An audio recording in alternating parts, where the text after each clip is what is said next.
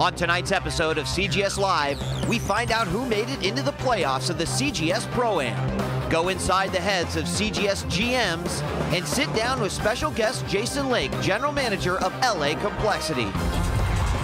And on the way here, I talked to you guys about flipping the switch. It's time to flip the switch. All this and more tonight on CGS Live.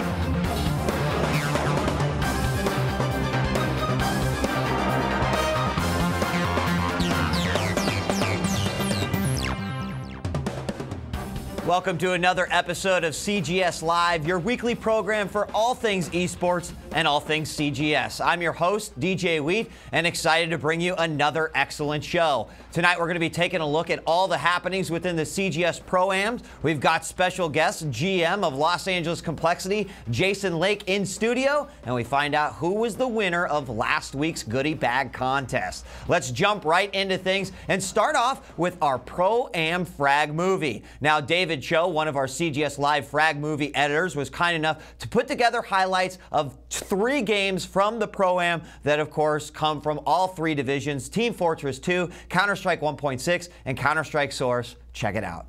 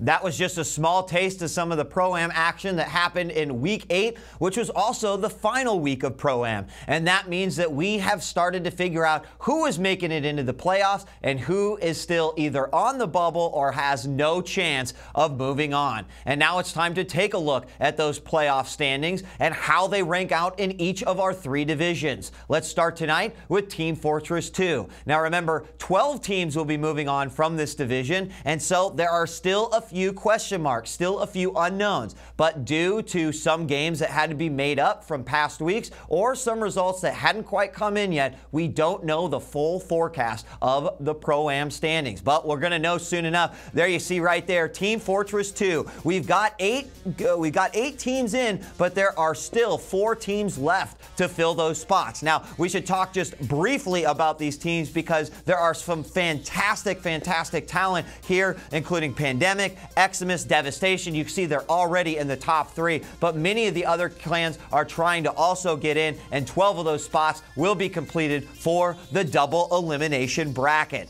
That leads to our next game, Counter-Strike Source, where we start in the Atlantic Division. There you see JB is at the top of the Atlantic Divisions with 8 wins and 0 losses, and 4 other teams join them for a solid spot in the Pro-Am playoffs. But as you can see over on the right, there are a lot of teams still looking to get in. Again, CPI and possibly wins and losses, or maybe reported matches, could put those teams into playoff contention. Next up is the Central Division, where we've got 4 CGS teams, and some would argue that this is a very, very stacked division. I would say they're absolutely right. Dallas Venom on top, 8 wins, 0 losses. Carolina Core right below them, 7 wins and 1 losses. But don't forget, you've also got 3D New York and Los Angeles Complexity in the tide, just waiting to get into their playoff spot. Who will make it? We'll know for sure next week. Let's move on to our Pacific Division now, where you could see that we have nearly every spot filled except for 1. And this spot will be filled by one of 2 teams, either Warchild or Yak. They'll be going up against some very impressive talent, including the Chicago Chimera and the San Francisco Optics, but also you've got VanScap and some other fairly unknown teams like Drop Them Nikes and Digital Uprising for the Counter-Strike Source Pacific Division. That leaves us for our last game discipline in the first season of the CGS Pro-Am, and that's Counter-Strike 1.6. Starting with the Atlantic Division, Team to Beat is at the top with 8 wins and 0 losses, but after looking a little closer at the Team to Beat record, you find out that they've actually had quite a few forfeit wins. So are they actually the team to beat? Well, those double elimination brackets will certainly sort that out. You can see some other clans are joining them here. We've got 6 total with 2 more spots left to be filled in the Atlantic Division. Moving on now is the Central Division, where Los Angeles Complexity may not be performing how people expected in the Source category, are performing beyond expectations in Counter-Strike 1.6. They're leading the top with not only an unbelievable CPI, but also 8 wins, 0 losses, undefeated. Of course, they will be a top seed going into that double elimination playoff bracket. You can see that we're still 3 more spots to be filled for Central, and 8 teams will go from each division. That leads us to our final division, the Pacific Rift, where we've got Maven at the top, 7 wins, 1 losses. Right below him, Team Guardians, also 7 wins and 1 losses. Longtime CS 1.6 clan Green Beret does join them in the playoffs with 6 wins and 2 losses. And of course, Paragon of Virtue, Evil Geniuses, Powerhouse, High Hopes, they're all hoping to secure one of those last 4 spots before we actually make it, or before they actually close out the playoff brackets and the playoff spots. So there you have it. That are the Pro-Am results for this week. Now, last week was week late, which means that there are no more weeks. Everything else from this point is the double elimination Pro-Am bracket. So from this point, teams will start getting eliminated over not 1 match, but their 2nd match. And hopefully on CGS Live, we're going to be bringing you coverage from all 3 divisions. Now, for the last 3 episodes, we spent a lot of time focusing on the players. But what about the GMs? Who are they and what do they do in the CGS? Well, we put together a little package that might give you a little insight to just who these general managers are. Who are those crazy people in suits yelling behind the players? And who is there when things go right? When you go with these guys for 8 months straight for the same goal and you reach it, it's beautiful. Who is there to encourage and motivate the players?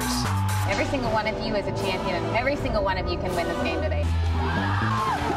We sent CGS correspondent Swoozy behind the scenes to find out. All right, we are now joined by the man, OD. OD, how's it going, bro? Yeah, good. All right. Quick questions for you here on your GM style. So, what would you say your managing style is? I guess I'm pretty strict, but I'm quite relaxed most of the time. I think I got a little bit of a reputation for being stricter than I am. As I was a player, I know what these guys go through, and I know what they need to do to be a champion. Because I've been there and done that, and I like saying that to them. So yeah, I just keep on top of them, but I give them a little bit of a leash to run away, and then I tuck them back quickly when they go too far. What exactly goes into that? Like, what does a GM do exactly? Wow, what don't we do? We're sort of the everyman on the team as far as getting everything done. We manage the website. We manage all the accounts, as far as paying writers, paying staff. We manage the players, obviously. We make sure they're where they're supposed to be. We make sure they're living up to the standards set for our team. Each team has different standards that they set. I make sure, my guys are doing everything with integrity and doing everything to the best of their ability. And then, of course, we draft the teams. And lastly, we bring in sponsors. So it's a full-time job. Practically, the GM's role is more like motivator. You encourage and you build up morale for your team. You make sure they work together, they gel well, they don't have too much bad blood in between our own team. And the best, of course, everyone wants to do is to go out and win all the competitions. But well, there's always a saying: you don't win all battles, you lose some. I think I'm kind of hands-on with my players. I follow them closely, both in and outside of the game.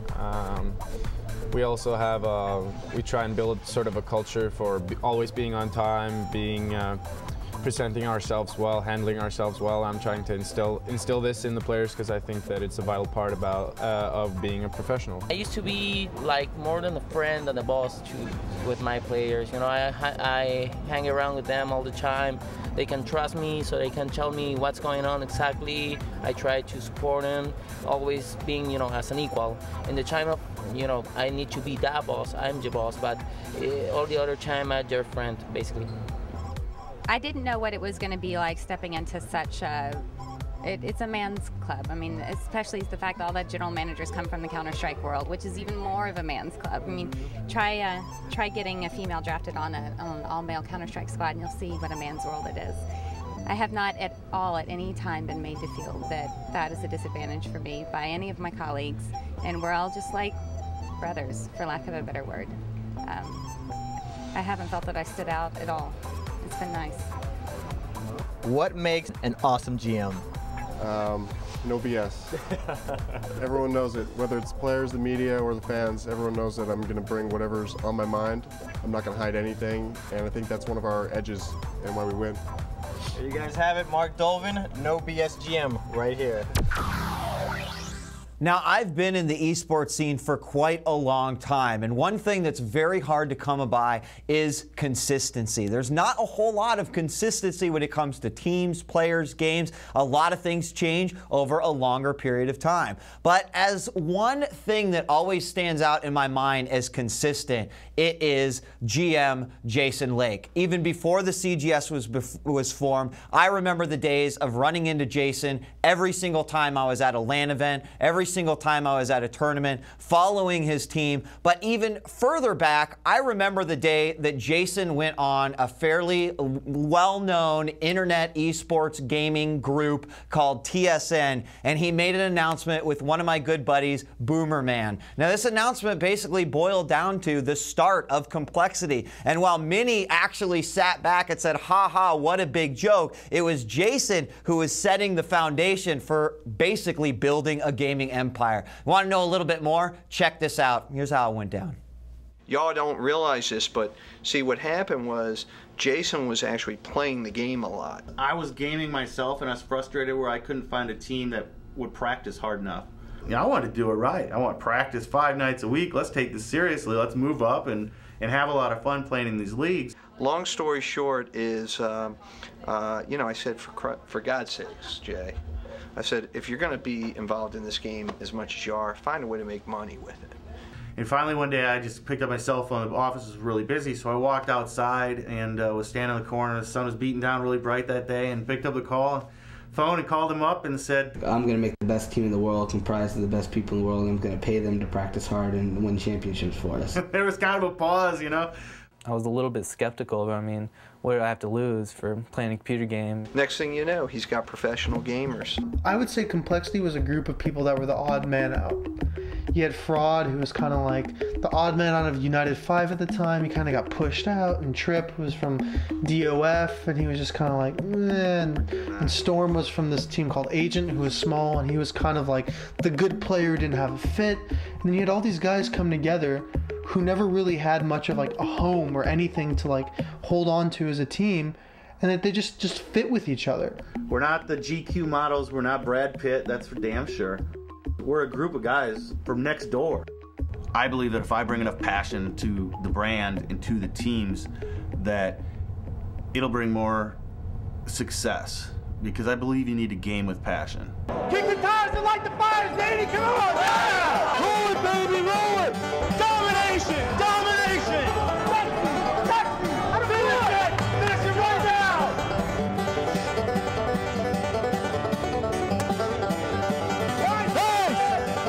Backbreaker! Backbreaker! Get him on!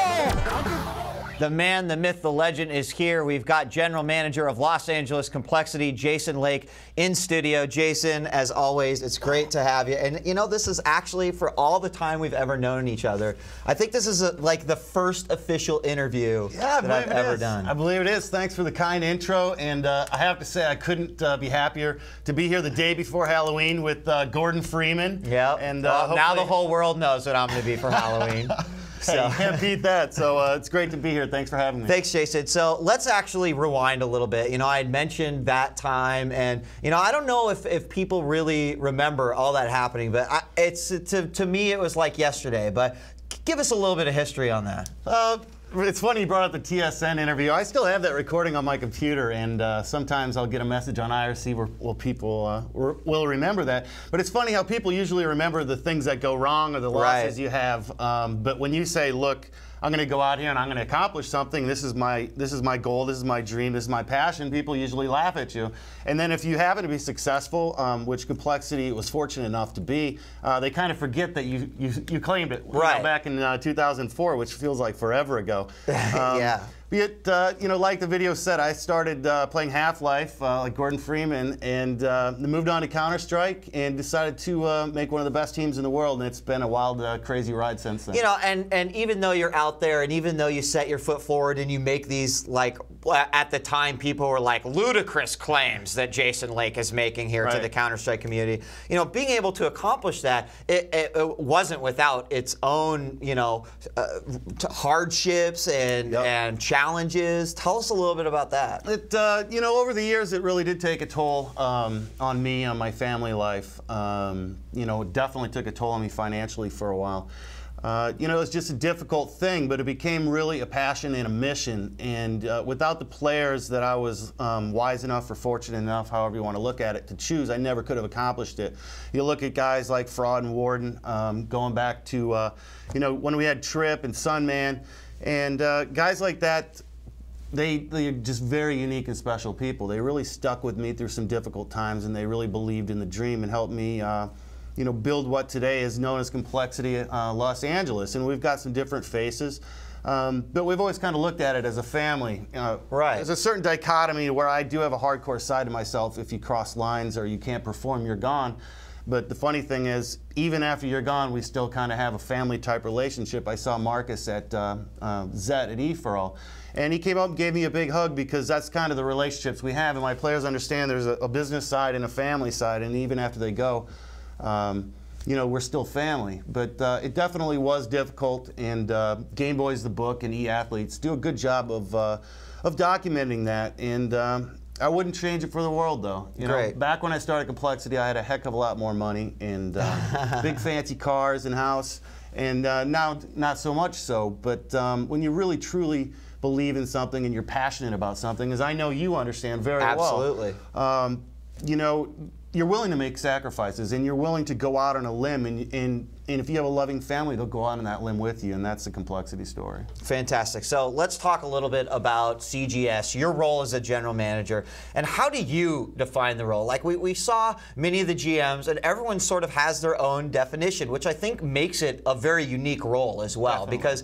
people seem to just make it their own. So how does Jason Lake make the GM role his own? You know, it's definitely an art form. And like you just said, everyone does it a little differently, and that's what makes it so exciting. Like traditional sports, a general manager brings his or her personality to the table, their management styles to the table, their game knowledge to the table. They also bring their tempers, their passion or lack thereof, their energy. So it's much more of an art form. than a science. And I really believe that a general manager's job is to build an organization. You called it an empire. I take that as a compliment. To build an organization by working with quality people that are dedicated to their trade, that really are willing to put in the time and invest part of their lives in building what we call the dream at Complexity. Everybody does it a little bit differently, and I think that's a wonderful thing. As for Complexity, we're all about building our organization, building our fan base, supporting our fan base, and trying to mature and grow players. We like to find the diamonds in a rough. When we first found Fraud is a perfect example. Right. One of the most underrated players, in my opinion, is arguably the best Counter-Strike player in history. And I found him, quote unquote, at the side of the road, and he wasn't playing for anybody. We like to find those diamonds in the rough and give them a nice polish and then a big trophy on a big stage. And you know, you've done that with several players, really, which is something that a whole lot of teams, you know, really have never accomplished. So with that being said, how did your pre-CGS experience with Complexity really gear you up for the role of general manager? Because before it was like Counter-Strike, you know, I remember you guys sponsoring Socrates for Quake, and you had a little like, you know, dabbled here and there in some different games. We won a DoD championship. Right. Greg, he's outside the studio. Right. But, you know, when it came down to it, CGS became a different dynamic because suddenly it's not just Counter-Strike. You've also got the other. So how did, like, building Complexity pre-CGS really help you to be the general manager you are in CGS? Well, the easy answer is it must not have prepared me too well because we finished 5th and then finished 6th. So, you know, I guess I wasn't that prepared. But, you know, from a practical aspect, it did prepare me to the extent of learning the gamer mentality more deeply and really learning how to interact with players. Over the years, I've been in many leadership positions, everything from sports to business to volunteer organizations. And one of the things I like about myself, and I try to always develop myself, is the ability to lead organizations and people that might shatter and fall apart without that leadership.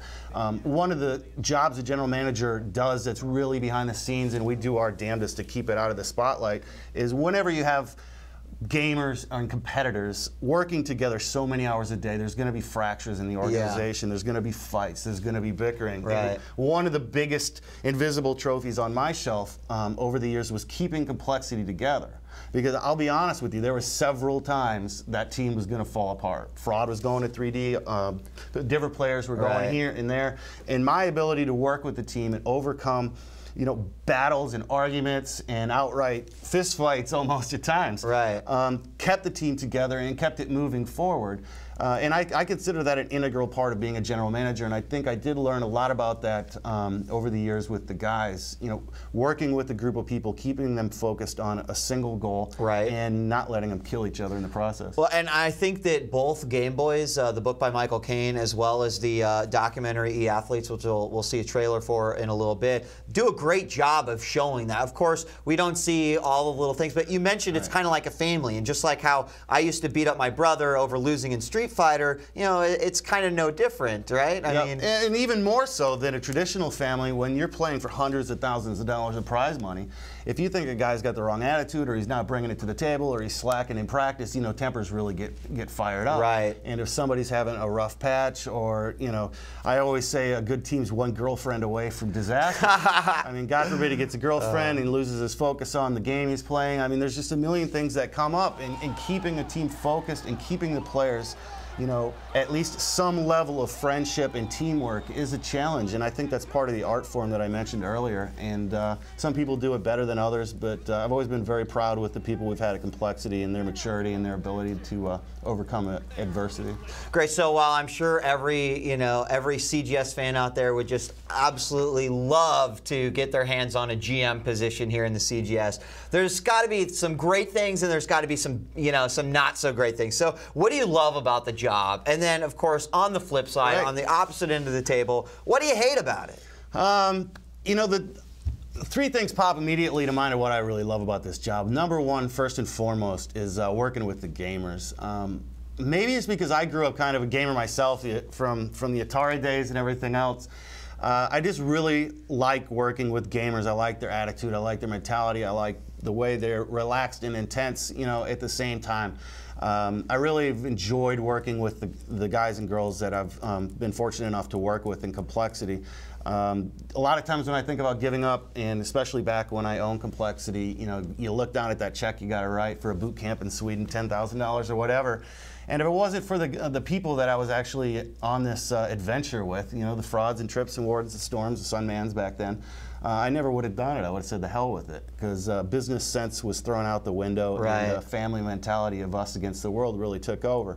So I enjoy working with the gamers. I also love the adrenaline rush. I'm not going to lie to you. I'm getting up there. I'm 37 now. And, I miss that. I still miss football. 37 years old. God, it's been 20 years.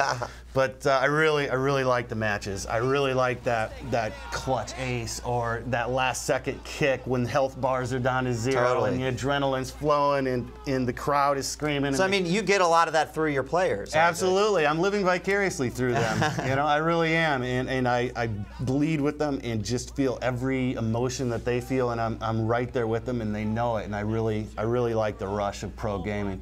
And the last thing, certainly not last but least, is the community that we've been fortunate enough to build, and just gamer fans in general. People that come to ComplexityGaming.com and contribute on our website and leave me messages and leave us comments. Again, going back to what I said about the players, there's a lot of times I was thinking about just hanging it up, and I just had enough of it, and it's costing too much money, and I had no time, and I hadn't slept in 2 weeks, and I go on the website and get a message from God knows who, out of whatever country, and I've really taken it upon myself to do as good a job for our fans and gaming fans as I could. Not everyone's always going to agree with what we're doing, but I really appreciate our fans sincerely, and that's definitely one of the best parts of being a GM. Well, and just a little word of advice to all those gamers out there is that stuff goes a long ways, and it is read, and it is not ignored. And I know exactly where you're coming from. Is like being in the industry for so long, there's some times where you just want to throw your hands up in the air and say, when's it going to happen? When is this all going to pay off? And so it can get frustrating. Sometimes, and those loyal fans definitely give you the energy to make it through the tough days. That one guy from Germany says you're doing a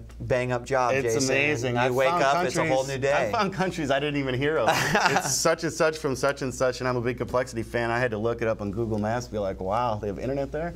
Yeah. So that's all nice and rosy and smells great and everything. But there's got to be some frustrating things. There's got to be some things about the job you don't like. Absolutely. And, what are those? Absolutely. I mean, anytime, really with any job for that matter, but when you take your job and kind of mix it with your passion and your hobby all at the same time, you got an explosive combination.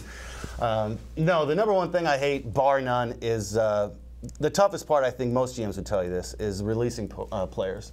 Cutting players when there's a possibility you're cutting their income stream now, especially. Maybe ending their career, causing hard feelings, and calling up somebody you've really come to feel like family with, and letting them know that they're no longer part of the official family organization is a very tough thing. And actually, few of the hardest moments in my life over the past few years have been, when I've released players. When you go back to the trip in Sunman, I couldn't sleep for 3 or 4 days.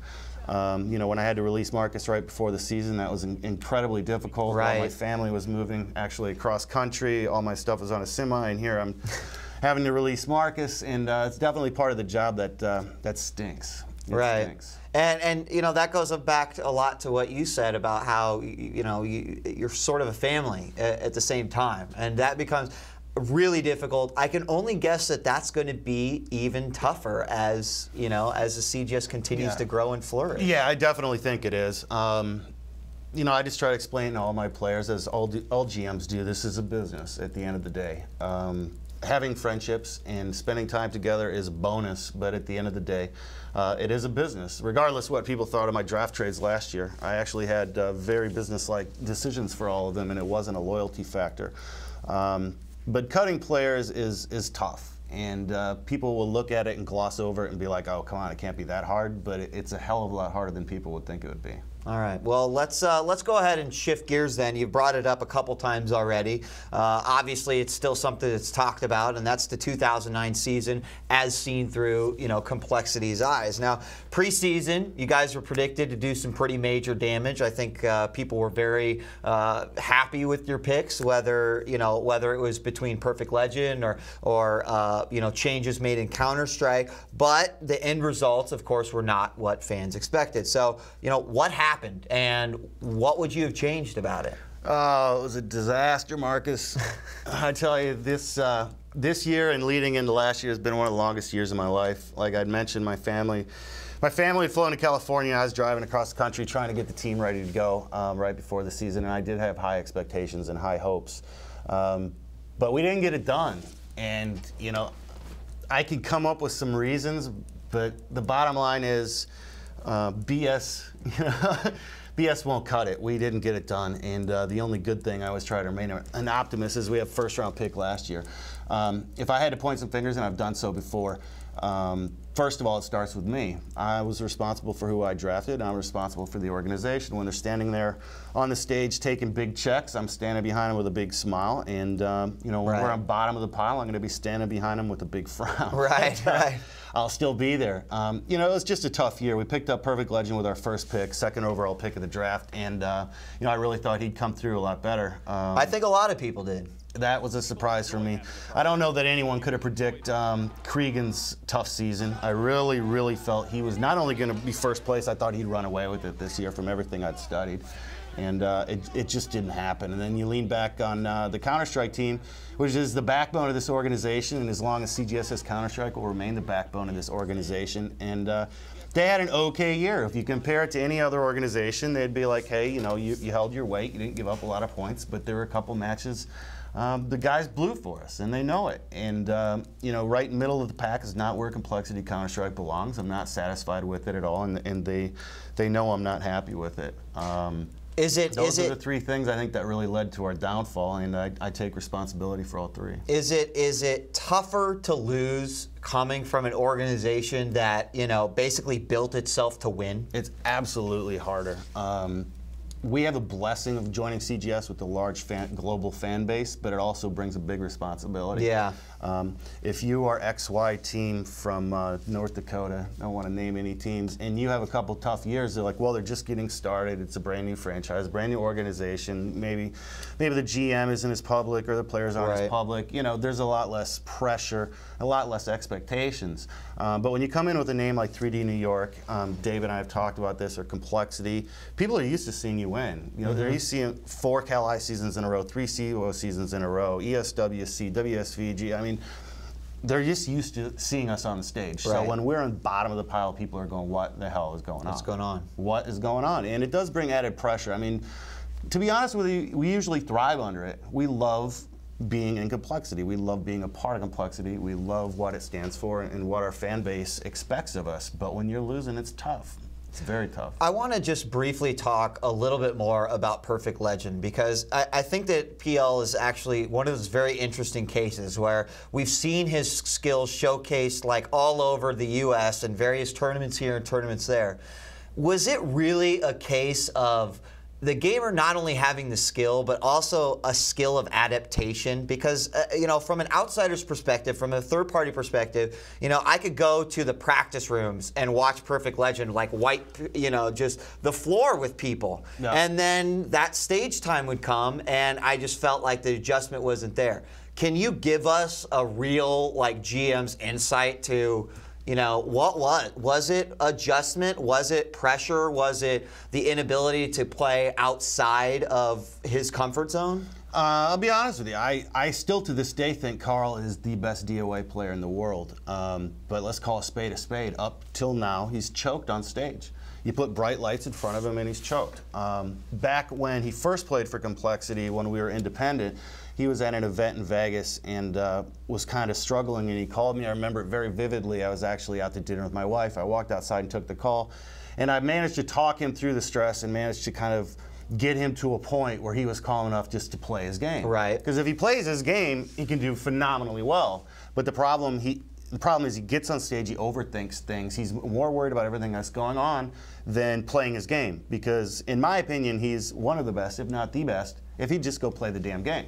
But he lets everything around him get to him, which is one of the biggest things I stress in complexity, dealing with the pressure, dealing with the lights, and playing your game like you're home in your own living room. And this year I just failed getting that through to Carl. So, I mean, give fans out there or aspiring gamers out there, you know, maybe some advice. Like, obviously you have to have a fundamental, you know, base of skills, but there seems to be this other skill, this, you know, this unknown thing that really helps. I mean, what is that? What advice can you give to a gamer? Like, how do you prepare for something like that?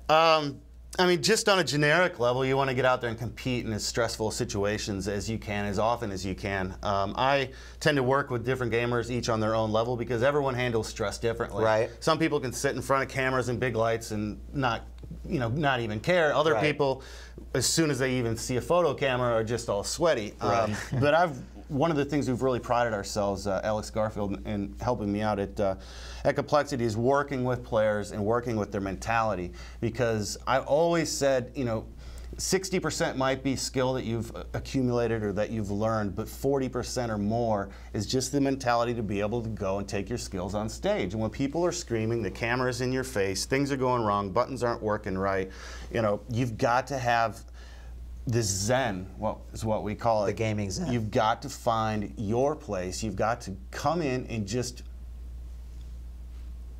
be there. Right. And people could be screaming, you know, someone could be shooting a gun by your head and you don't know it, you don't hear it.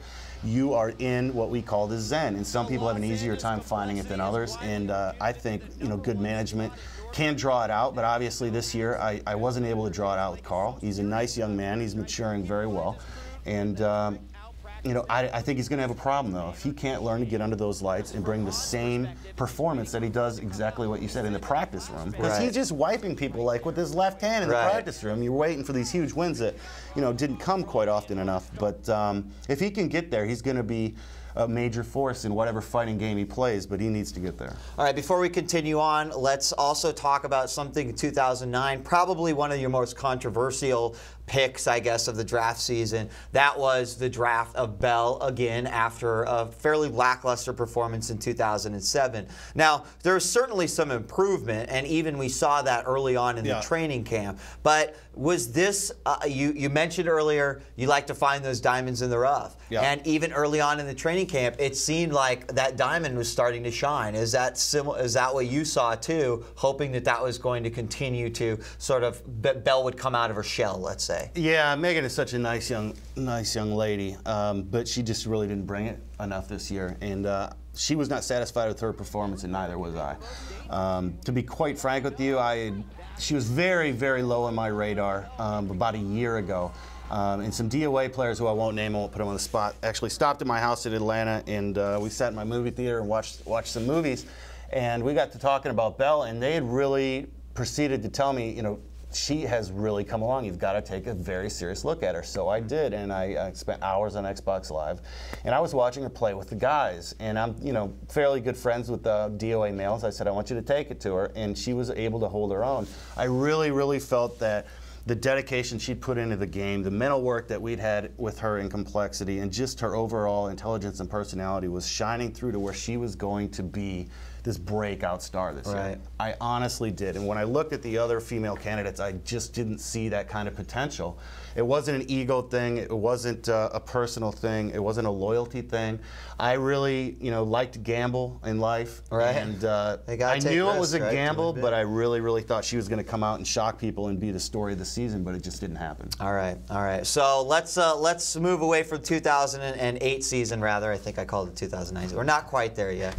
Some days it feels like. Some days it does, right? So talking a little bit more about the GM role. The GM role seems to be incredibly misunderstood by people who may not be 100% familiar with the league. And I've pulled a few comments from some gaming websites, and these are comments that I remember reading months ago. And I was like, you know what? I'd love to just like flash these up and get Jason's thoughts on these. So let me put 2 up here, and then I'll have you react. So here's the first one. This was from a guy named Reaver at Joystick. He said, "These managers are a joke. Who believes these people know anything about video games? I doubt any of these people have any sort of credibility to be a coach." That one's, you know, that's pretty misinformed and not really that intelligent. Reaver's a moron. Reaver is a moron. All right, well, let's hear what I believe it's Feplo said. Feplo at Kotaku said, "Who are those idiots screaming behind the players?" Of course, we've got a nice picture of you screaming. Yeah. Is that supposed to be a coach? Does someone actually expect me to believe that a gamer needs someone screaming in the ears in order to do a good job? I mean, I read these comments, and I wanted to go look up the guy's address, beat down his door, and punch him and his mom in his face. Obviously, didn't go do that. But I got to imagine from a GM's perspective for how hard you work and for how much passion and how much you actually put into it, to see someone just kind of discredit you like that. Like, what are your thoughts on those quotes? Yeah, I'd take the Gordon Freeman crowbar, right? No, to be completely honest with you, I mean, I've taken so much flack and so much heat over the years. Things like that go off my back, you know, like water off a duck's back. But I know where you're going, so I'll bite the hook on this one. Basically, I'll be honest with you. If I didn't follow gaming much, or I was a very casual gamer, and I turned on CGS and saw, you know, a big ex-football player with the yellow tie screaming behind a bunch of kids with headsets, I might think he was kind of goofy and kind of an idiot too. But you know, as luck would have it, I'm not in that position. I've been around this business for a little while, and I know what a good GM can do. I've seen the Craig Levines of the world. You know, I've seen managers keep teams together. I've seen managers develop organizations, and I've seen a hell of a lot of bad ones. Right. I've seen people come out of the woodwork and claim they're going to be the next this and the next that, and they disappear. Not because maybe they don't have some money, but because they don't have the stomach for it. Right. They don't have you know, the intellect for it. They don't have the creativity for it. Being a good general manager is comparable to running any other business, except you really, like I said, you get an emotional part of you get an attachment that only comes with a team sport. Like if you've played football, you've played baseball. There's something about that sporting feeling that can never be captured in an office, even a startup company, never be captured in a law firm or in a corporation. It makes it better and it makes it harder at times. But when you're running this many people, you're dealing with sponsors, you're running a website that caters to millions of gamers globally, you're dealing with different personalities, you're the forefront, the face of the organization. Right. You have to be confident to do interviews. You have to be able to manage finances, submit invoices. There's a lot more to being a good general manager. And for people to come out and say, well, they don't know anything about gaming, you know, I would tend to argue that the Dolvens and you know, Jacks and Motos and Cat Hunters of the world and all of us, DKT, I think he knows a little bit about gaming. Right, exactly. And, if anything, I'm the least qualified coming from an actual gaming background. I just kind of earned my stripes on the street the hard way. But to say we don't understand gaming, you know, it's kind of comical, but if they'd like to come apply for the job rather than sitting their dumb moron asses on the forums, and we're always happy to accept Now, let me just ask you this. Do you think that as growth of CGS, as more education, you know, like I sit down and I watch E-Athletes, this is the kind of movie I want to share with my friends that don't know about it. Do you think, like, as people realize and see that gaming's not going anywhere, sorry, we're bigger than movies now, you know? Yeah, people absolutely. take movies seriously, so is it really so strange that gaming is taken seriously? I mean, that's really why I got into this to begin with. I really had a light bulb going in my head. I think video games has just scratched the surface of a giant iceberg of good things. You know, when people, especially people my age and your age, sorry, look at this, of course they're going to think it's ridiculous. You know, they're going to think it's a little bit ridiculous. My parents still think it's kind of goofy. They think I'm out of my mind for giving up my law practice, moving out to California to work with video gamers. But, you know, I like to use the analogy back in the day when they started playing baseball. You know, the guys were working in coal mines. They're working on railroads. You think these guys, they're sitting around, you know, eating their lunch on the railroads going, you mean to tell me you're going to pay a guy to hit a little baseball and run around that little diamond? Oh, that's cute. They probably thought it was the stupidest thing they ever heard of. Now I hear A-Rod's doing pretty well. You know, I like to be in the beginning of things. I don't like hopping on bandwagons. I want to create and build and help build gaming into a thing where for our kids it's just natural. My kids grow up, you know, we've got the Wii, we've got the Xbox, we've got XPS computers. They play games on my iPhone. They watch Daddy on stage. To them and to millions of kids their age, it's just normal, natural. Right? You watch a football game, you watch a basketball game, you watch a pro gaming match. You know, and that does take time, and it takes an overall change in the mentality of the general demographic of people that are going to watch this show. But does that mean it's stupid? Hell no. Does that mean it's foolish? Absolutely not. I think we're trendsetters, and all the economic data is showing that we're onto something. You know, if we're bringing in more money than Hollywood as video gamers, then I think the natural evolution is to take it to, you know, the professional platform that we have. All right. You know what, Jason Lake, it's about time for us to wrap up, but it's great pleasure. to have you here. Love to have you. You know what? You better trick or treat at my house as Gordon Freeman. Oh, really? I might actually have to do that. Yeah, I want to ask you one real quick question. Actually, two real quick ones. I give you all the power to choose the 2009 games. 4 games. What are they? Go. I want Street Fighter. I want Soul Calibur. I want Counter-Strike. And only 4. All right, 5. I guess 5. I still like Forza. I want to tweak the rules, and FIFA 09. All right, all right. And one little piece, right? I wasn't going to let you get away with this one, right? I can see it. Well, you know, I've seen this on the forums. I've seen it on your website. There's a little piece of text, let's say, that came from Jason Lake after a live match against the Dallas Venom. Let's read this. Let's put the rumor to rest right now. Let's check this out. This is after the Dallas Venom had just defeated you. You made a comment to Jax. Let's watch this. Down to one more man Storm. He looks defenseless. Boom. Way to deliver. And Venom shuts him out. Done. Done. Done. Shake their hand. Hey, shake their hand. Shake their hand. Damn, buddy. Hey, give me a hug. I'm fucking loving you. Yeah, you won't see me next year. Good game, man. So you won't see me next year. Of course, the forums exploded. They were like, "You won't see me next year. What? Jason's quitting. How can he give up all this?" Set it straight so that I could say, "Hey, go watch CGS Live episode 3, where Jason Lake tells us," and he says. And you kids at home, remember, when you're wearing a live mic, you have to be careful what you say. Yes. No, Jax and I are very good friends. He knows I'd step in front of a bus for him, but God, I hate losing to Jax. God, I hate losing to anybody, but you know, sometimes it almost hurts more losing to friends than it does to enemies. But no, what I meant is we're not going to be in this position next year. That was a game that we had in our grasp, and my Counter-Strike team pissed it down the drain, and we're going to make some adjustments, and I'm going to make some adjustments, and we're not going to be losing matches like that. I'm not going to be walking across the stage shaking people's hands after all these goose eggs. I'm choking on goose eggs wheat. I'm tired of losing, and we're going to do everything within our power to turn it around. We got the first round draft pick. I can't wait to find out what the games are. Everyone in Complexity is geared up. Bring on 2009. Kick ass. This is Jason Lake, General Manager of Los Angeles Complexity. Again, thanks for coming down to the studio. Man. Thanks for having me. Love you, and good luck in 2009. Now, some of the footage that you actually saw here during the interview with Jason Lake came from this particular DVD right here, the recent release of eAthletes, which is a feature that is not only about Los Angeles Complexity, but also CGS franchise team 3D New York. And let's take a look at the trailer from eAthletes.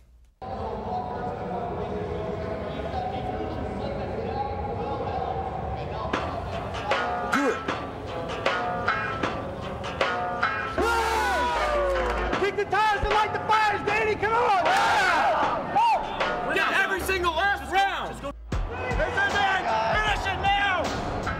I've got a great partner at the law firm and a great wife, or they both would have left me by now, because I'm essentially non-existent husband, non-existent partner, non-existent parent, because I'm on the gaming tour hardcore. I have a sweet shotgun. It's a Benelli semi-automatic. The same gun was practically on Counter-Strike. People don't aspire to be a pro gamer or anything. You won't find someone who just, oh, I want to be a pro gamer, and they just practice till they become it. I was always on a different level. I wanted to win so bad, and I wanted to play so badly. I decided to temporarily drop out of school in order to try this out and see where it went. This is my job for the rest of my life. I don't ever plan to leave esports. There's no intensity out there. You're talking, you're arguing. Does the team have the potential to win these tournaments like the SWC and CPL? Absolutely. It's a dream, and we all believe in this dream. It's actually really, really tough to get to that top level. It's just like any other sport. People make it look easy. Here at the Seahawks, and that's it. Complexity wins. Danny Montana. Yeah, welcome to the show. There's really only a handful of features like eAthletes out there about the world of professional gaming, and I can say that I've viewed this one and I give the official djWHEAT seal of approval. I really enjoyed the entire film, and it really took me back to the days prior to CGS. You could purchase this movie for your own viewing library. eAthletes, a documentary on Los Angeles complexity, general gaming, and 3D New York. Head on over to eathletesmovie.com, and we just want to give a big shout out to these guys for letting us use some of their footage as well.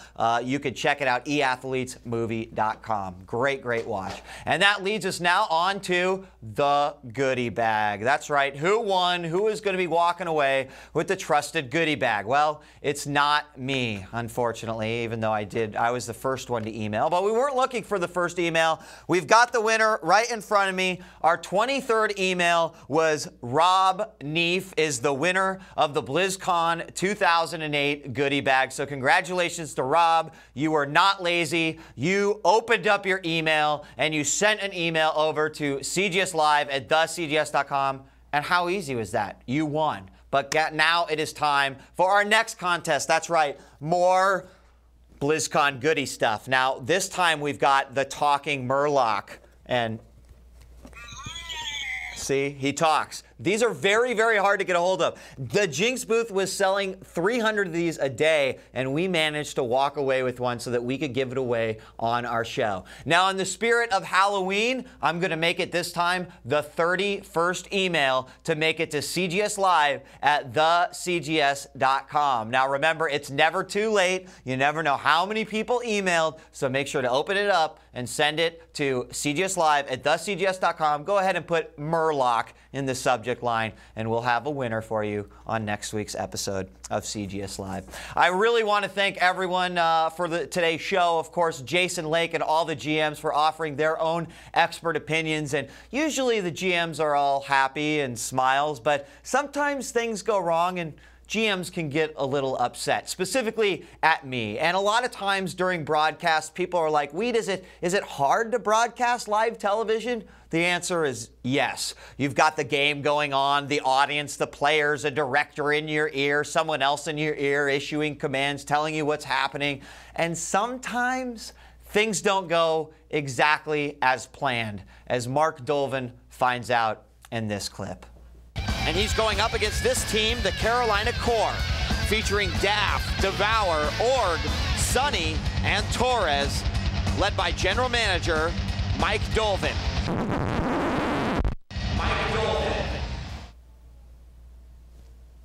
We all make mistakes sometimes. I love you, Mark. This is Mike djWHEAT Graham, and we'll see you next week for another episode of CGS Live.